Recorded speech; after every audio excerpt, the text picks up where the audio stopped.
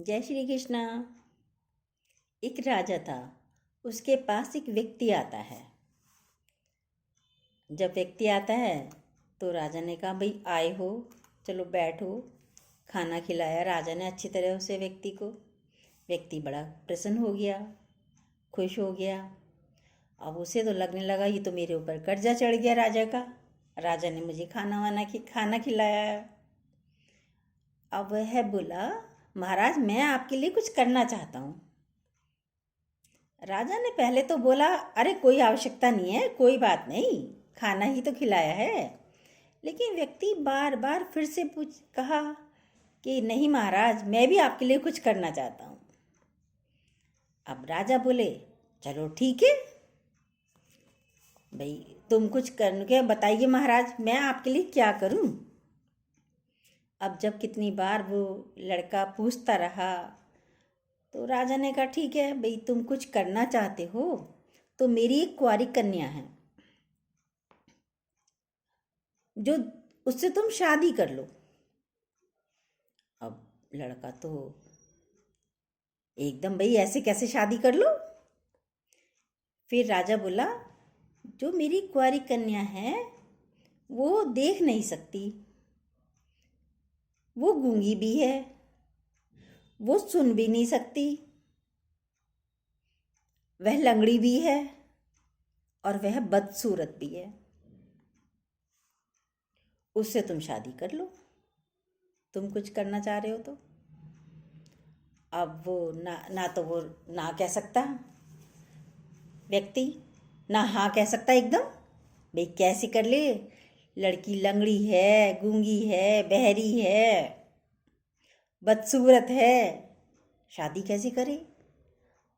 अब ना, राजा से ना कहने का मतलब है सूली पे चढ़ जाना। अब वो बोला, ठीक है महाराज, मरता क्या ना करता।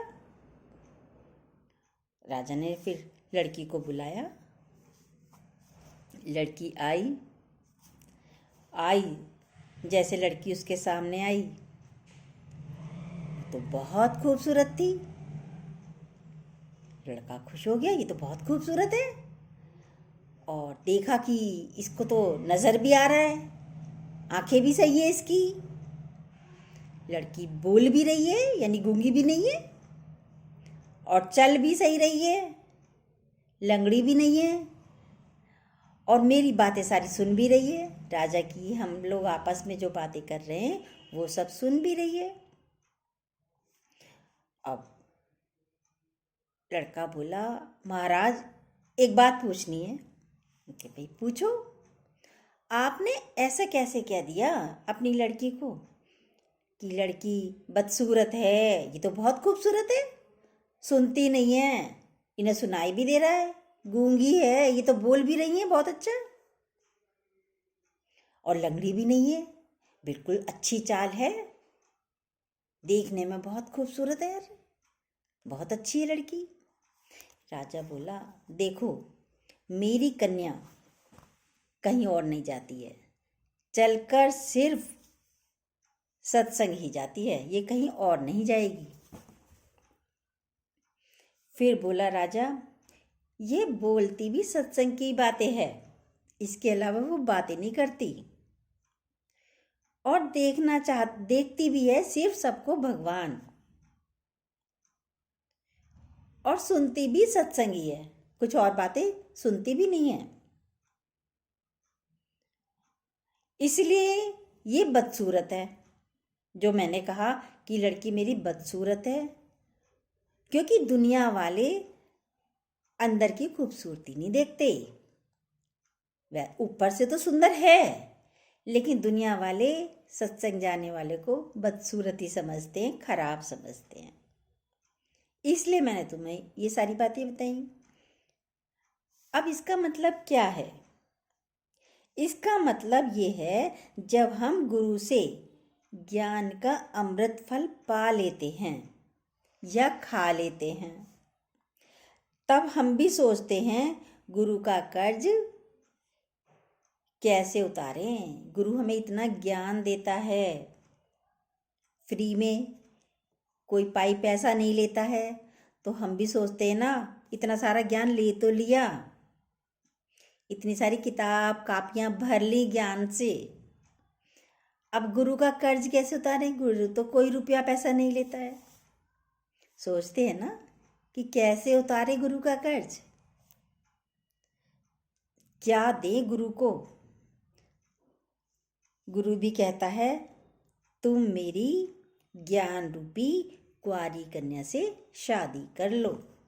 गुरु ये कहता है, ज्ञान रूपी कन्या, और कन्या नहीं, ज्ञान से शादी कर लो। यानी जैसे वो लड़की सिर्फ सत्संगी जाती है, ज्ञान की बातें करती है, सुनती है, भगवान देखती है, कहीं और जाने के लिए लंगड़ी हो जाती है, जैसे चला ही नहीं जाता, कहीं और जाने की आवश्यकता ही नहीं पड़ती, फिर मन ही नहीं करता है जब हम सत्संग में रहते हैं। तो शादी कर लो। दुनिया वालों के लिए ये ज्ञान बदसूरत है। दुनिया वालों को ये ज्ञान अच्छा नहीं लगता। जिनकी इच्छाएं लगी पड़ी हैं, कामनाएं लगी पड़ी हैं, कामनाएं यानी जो काम में नहीं आती वो है कामनाएं, काम में थोड़ी आती हैं। क्या करते हैं दुनिया वाले? इधर उधर की बातें, चुगली, ईर्ष्या, द्वेष, सारा समय उसमें लगा देते हैं। ना अच्छी बातें करते हैं, ना अच्छी बातें सुनना चाहते हैं। तो बोला ये ज्ञान इसलिए बदसूरत लगता है सबको, पर जो ये अमर फल खा लेता है वह जीवित हो जाता है, वह प्रेम से भरपूर हो जाता है। उसे दुनिया के पदार्थों से, धन से कोई लेना देना नहीं होता। उसकी बोली में मिठास आ जाती है, उसके चेहरे पर हर वक्त मुस्कुराहट रहती है और शांति रहती है। आप हमारे चैनल को सब्सक्राइब करिए प्लीज़, लाइक करिए यदि आपको पसंद आए तो। जय श्री कृष्णा।